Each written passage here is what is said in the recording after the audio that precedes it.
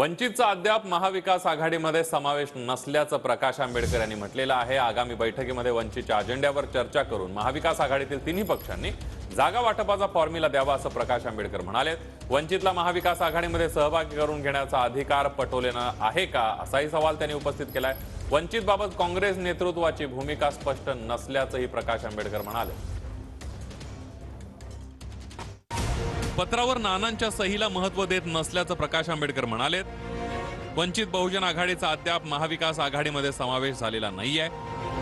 आम्हाला देण्यात आलेल्या पत्रावर फक्त काँग्रेसच्या नाना पटोलेंची सही आहे। त्या पत्रावर बाळासाहेब थोरात आणि अशोक चव्हाण यांची सही नाहीये। अजून महाविकास आघाडीचंच काही ठरलं नसल्याचं लक्षात आलं। महाविकास आघाडीचा आधी ठरावं म्हणून आम्ही आमचे काही मुद्दे समोर ठेवले। किमान समान कार्यक्रम, मराठा आणि ओबीसी आरक्षण, दिल्लीतील शेतकरी आंदोलन असे आमचे 15 मुद्दे आहेत। महाविकास आघाडीने 2 तारखेच्या बैठकीपर्यंत जागा वाटपाचा फॉर्म्युला स्पष्ट करावा। शरद पवार, उद्धव ठाकरेंचा आम्हाला महाविकास आघाडीत घ्यायचा निर्णय आहे, मात्र काँग्रेसचा अद्याप निर्णय झालेला नाहीये। काँग्रेस नेतृत्वाकडून भूमिका स्पष्ट नसल्याचंही प्रकाश आंबेडकर म्हणाले।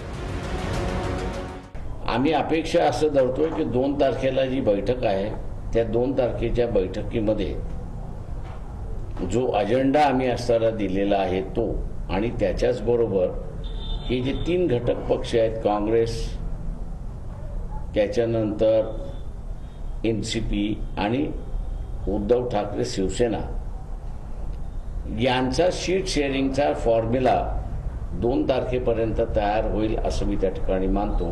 महाविकास आघाडीत वंचितचा समावेश झाला असं मानायचं की नाही? अजून मानायचं नाही।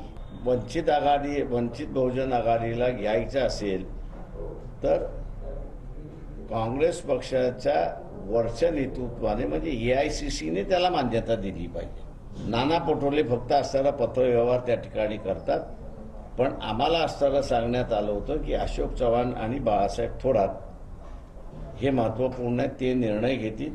त्या पत्रावरती असताना बाळासाहेब थोरात आणि अशोकराव चव्हाण यांची सही नहीं है।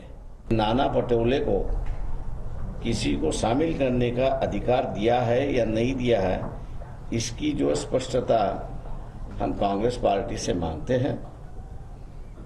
नहीं तो नाना पटोले जो है वो एक करना चाहेगा और कांग्रेस जो है वो दूसरा करने चाहेगा, तो इसमें मेरे ख्याल से काफ़ी अंतर और टकराव हो सकता है।